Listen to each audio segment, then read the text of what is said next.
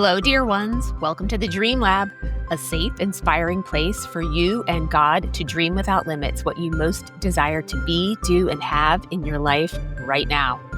Every episode, I hold space for you to be irreplaceably you, to explore your unique design and discover your dreams as a reflection of God's heart for the world around you. I am your host, your guide, your encourager-in-chief, Christina B. Come on in to the Dream Lab.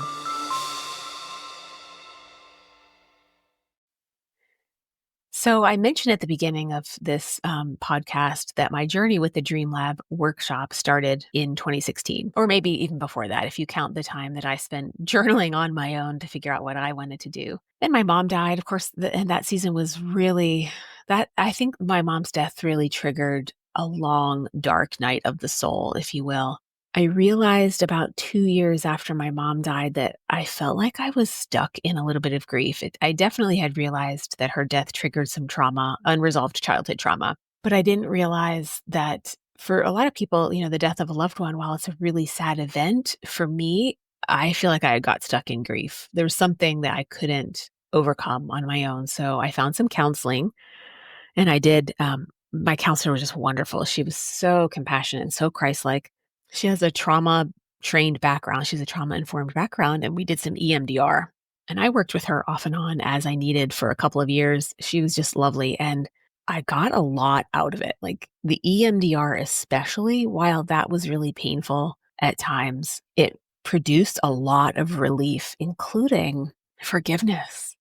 I was able to come to this really deep and abiding place of forgiveness to both of my parents for all of the mistakes that they made, and came to this realization with such, oh my God, such compassion in my heart for each of them and all of their flaws and their own childhood traumas, that I realized both of my parents gave me everything they had. They gave me all of them. They gave me the very best they could, and they loved me fiercely, even though they weren't perfect. And that was the last session that I did with my counselor, this really deeply emotional and freeing, like cathartic session where I saw each of my parents in my mind's eye, both in heaven now, just looking down on me with such love. Like I just felt this deep and abiding love from each of them, even though they weren't perfect on this earth. I could cry even just thinking about it. I could go back to that moment when that really deep compassion for each of them came. It was such a relief. This huge weight lifted from my soul in that moment. I had a conversation with my friend Sarah not long after that. And I think that was around the 5-year mark. She shared an interesting story from a friend of hers who I think works in this field, like psychology and whatnot. And she said it takes 3 to 5 years when you lose an immediate family member, typically, for you to start returning to a sense of normalcy and feeling like yourself again. And I realized, it's about 5 years for me since my mom died. So at that moment, I wish I could say I had even greater clarity on what I wanted to do and what I wanted to be and have in that season of my life, but I didn't.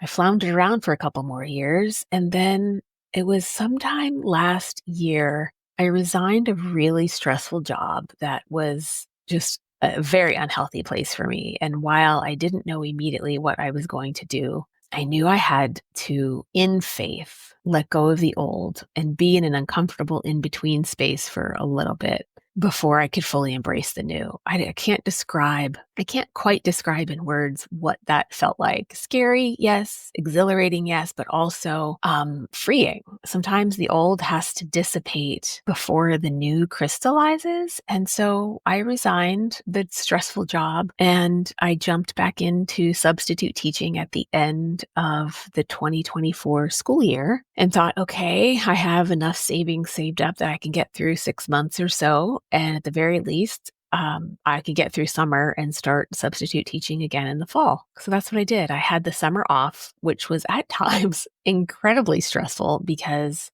my soul has always anchored itself to a go-to W-2 wage earning job as a source of provision. And having free time when other people at work just felt really scary. It just felt like, oh my God, what is wrong with me? And yet, throughout the summer, I planted some flowers. I went on walks twice a day, most days, sometimes 3 times a day if it wasn't too hot in the middle of the day. I got to visit my dear, sweet friends in Cincinnati for almost a whole month in June. And I went back later that summer, which was really fun. And I just had to learn how to rest. I had to learn how to aggressively take thoughts captive that were causing me to stress out and be in fear. I can't say that I've arrived. I still have to do that. But having the summer off was both enjoyable and a real learning curve for me on what do I do when these thoughts and fears are engulfing my mind. How do I not let that hijack hours or days or weeks even? And I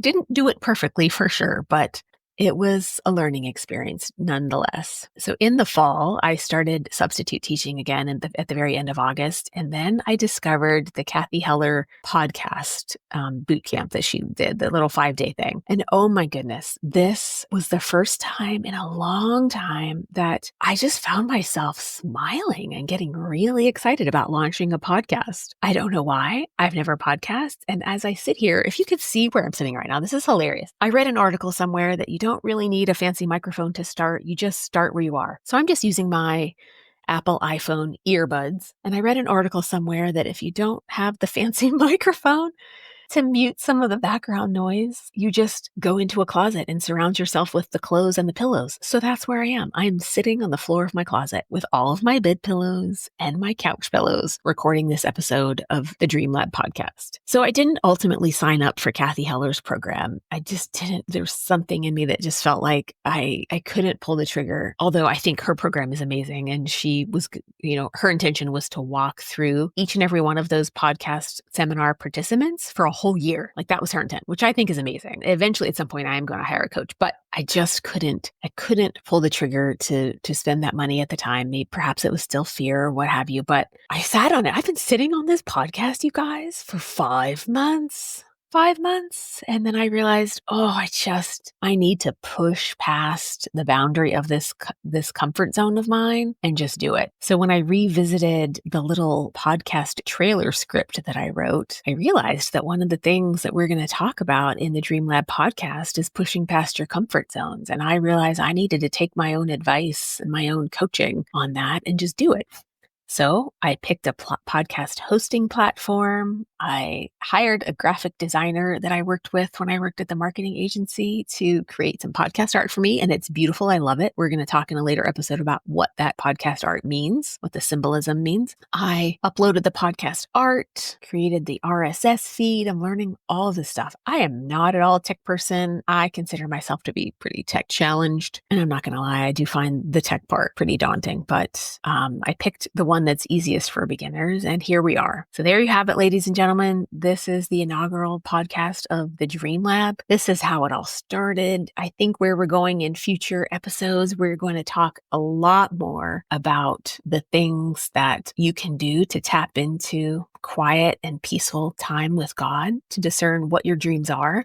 We're going to talk about how important nurturing and bringing some calm and healing to your central nervous system is to being able to discern what your dreams are and pursue them with passion. We are going to talk about what happens when life hands you anguishing circumstances, like, the death of my mom. What do you do in life when something really hard is going on, when something hard happens, when something awful happens? We are going to talk about how you are uniquely and irreplaceably you, and what if the dreams and desires that God has placed in your heart for this season is really a reflection of his heart for you and for the world around you. What if? And we're going to talk about what holds you back, how to get unstuck. We are going to talk about and ponder deep questions like, if not you, then who? And if not now, then when? We're going to talk about, what if you didn't think it was impossible? What would you do? All sorts of wonderful and amazing things coming in the future for the Dream Lab podcast. Thank you so much for listening. If you think this episode would be helpful for someone you know,